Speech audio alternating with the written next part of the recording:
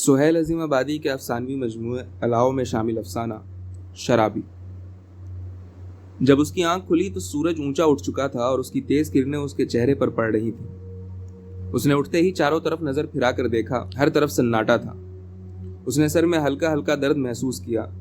ماتھے پر ہاتھ پھیرتے ہی اس کا ہاتھ پسینے سے بھیگ گیا۔ تھکن سے اس کا سارا بدن چور اور ٹوٹتا ہوا معلوم ہو رہا تھا۔ ماتھے کو 2-4 بار دبانے کے بعد اس نے ایک لمبی جمائی لی اور کوشش کر کے سارے جسم کو زور دے کر کھینچا۔ اٹھنے کی کوشش کی لیکن جی نہ چاہا۔ وہ سر جھکائے بیٹھا رہا۔ شراب کی ٹوٹی ہوئی بوتل اور گلاس کے ٹکڑے اس کے سامنے بکھرے پڑے تھے۔ ان پر اس کی نظر جم گئی۔ وہ بالکل خالی دماغ تھا۔ کوئی بات اس کی سمجھ میں نہ آ رہی تھی۔ رات کے واقعے پر وہ غور کرنے لگا۔ رات کتنی پیاری تھی، چاندنی رات تھی۔ کبھی کبھی بادل کے ٹکڑے چاند کو چھپا لیتے تھے۔ پوروا تیزی کے ساتھ چل رہی تھی۔ وہ اپنے چمن میں بیٹھا تھا۔ چمن کی یاد آتے ہی اس کو کچھ تکلیف سی ہوئی اور تھوڑی دیر کے لیے اس کے خیالات غائب ہو گئے۔ مگر پھر اس کو خیال آیا، ایسے وقت میں طبیعت چاہی کچھ پینا چاہیے۔ یہ خیال آتے ہی وہ سوچنے لگا، اسی پینے نے کہیں کا نہ رکھا۔ 4 مکان، زمینداری اور کل نقدی، اب کچھ نہیں۔ اس کو اپنے کیے پر افسوس آنے لگا۔ وہ بری طرح پچھتانے لگا۔ آخر اس نے شراب پی کیوں تھی؟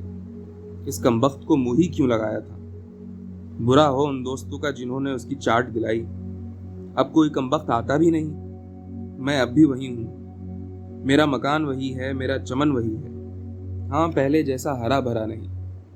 اس کے دل پر ایک دھکا لگا۔ آہ، کتنا خوبصورت چمن تھا۔ لوگ دیکھ کر تعریفیں کرتے تھے۔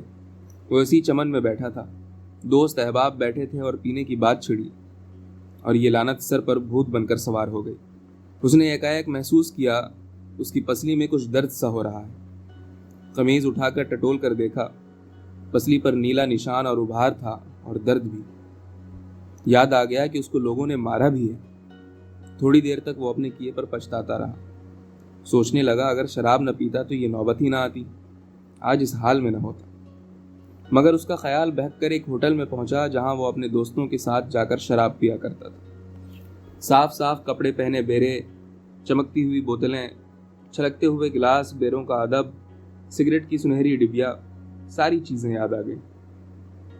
تھوڑی دیر کے لیے خود کو اسی ماحول میں محسوس کرنے لگا۔ اپنی موجودہ حالت کو بھول گیا۔ پھر اور باتیں یاد آئیں۔ اپنے عالی شان بنگلے میں دوستوں کی دعوتیں، پیلی چمکتی ہوئی بوتلیں، دوستوں کے قہقہے، دلچسپیاں، پھر چمپا سے ملاقات اور ساری دلچسپیاں۔ چمپا کی یاد نے اس کو تھوڑی دیر کے لیے بے چین کر دیا، لیکن اس کی بے رخی اس کو یاد آ گئی۔ وہ روٹھ کر چلی گئی تھی۔ اس کی فرمائش تھی ایک ہار کی، وہ پورا نہ کر سکا تھا۔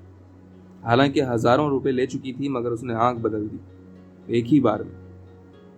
چمپا کی بے رخی کے ساتھ ہی اس کو اپنی بیوی کی یاد آ گئی، جس کو اس نے خوب ستایا اور رلایا تھا۔ مگر پھر بھی جب پیسے ختم ہو گئے تو اس نے اپنا سارا گہنا بھی اس کے حوالے کر دیا۔ اس کو اپنی زیادتیاں یاد آئیں اور دل دکھنے لگا۔ اگر آج وہ موجود ہوتی تو گڑ گڑا کر اس سے معافی مانگ لیتا، مگر وہ مر چکی تھی۔ یہ خیال آتے ہی اس کو اور بھی افسوس ہوا۔ میں نے اس کے نام پر ایک ڈھیلا خیرات بھی نہیں کیا۔ اس کی آنکھوں میں آنسو بھر آئے۔ بیوی کی موت کے خیال نے اس کو اپنی موت کی یاد دلا دی۔ وہ سوچنے لگا، مجھے بھی ایک دن مرنا ہے۔ کتنے گناہ میں نے کیے ہیں، نہ دین کا رہا اور نہ دنیا کا، دونوں گنوا بیٹھا۔ خدا کو کیا منہ دکھاؤں گا؟ مرنا تو ایک دن ہوگا ہی۔ کبھی ایک وقت نماز بھی تو نہیں پڑھی، اور یہ سب کچھ شراب کی وجہ سے ہوا۔ شراب کی یاد آتے ہی پھر دوسری باتیں یاد آنے لگیں۔ برانڈی، وسکی، شیمپین، پھر امپورٹ، پھر پیسوں کی کمی نے دیسی شراب پلائی، بھٹی کی بدبو، گندے لوگوں کی فضول بکواس، ذلیل قسم کے گانے۔ وہ کہاں پہنچ گیا؟ اس کو اپنے آپ سے نفرت ہونے لگی۔ وہ اپنے کاموں پر کڑھنے لگا۔ اس کا دل دکھنے لگا۔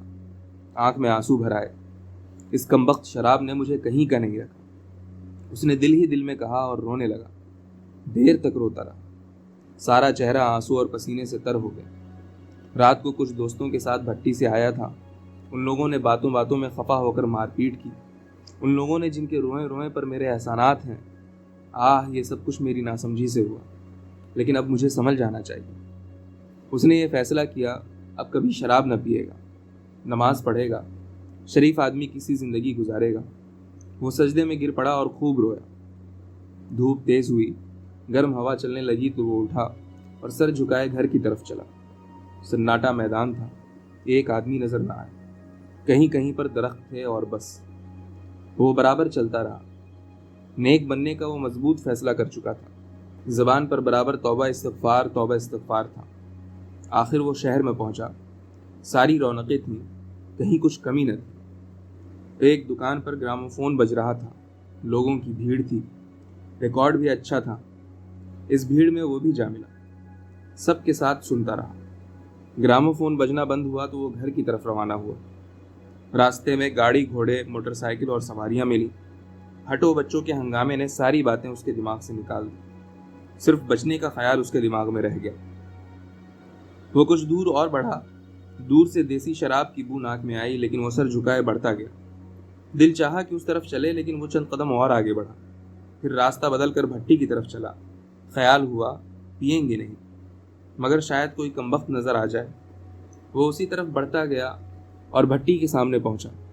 بہت سے آدمی بیٹھے تھے، سب کو دیکھنے لگا، دیر تک دیکھتا رہا۔ گرمی معلوم ہوئی، خیال ہوا کہ کہیں چھاؤں میں تھوڑی دیر بیٹھنا چاہیے۔ خیال ہوا بھٹی میں، لیکن پھر خیال بدل گیا، وہاں جانا ہی برا ہے۔ دیر تک سوچتا رہا، شراب کی بو برابر آ رہی تھی۔ دل چاہتا لیکن وہ توبہ کر چکا تھا۔ دل کڑا کیے کھڑا رہا، لیکن پاؤں جم کر رہ گئے، آگے نہ بڑھے۔ آخر اس نے سوچا توبہ تو کر ہی لی ہے، اور اس کمبخت کو ہمیشہ کے لیے چھوڑنا ہی ہے، بس آج بھر، کل سے بالکل نہیں۔ یہ خیال آتے ہی وہ بھٹی میں گھسا۔ کچھ پیسے جیب ہی میں تھے، شراب خریدی، کلہڑ میں اڈیل کر ایک کلہڑ اس نے پیا۔ شراب حلق سے نیچے اتری اور وہ ساری باتوں کو بھول گیا۔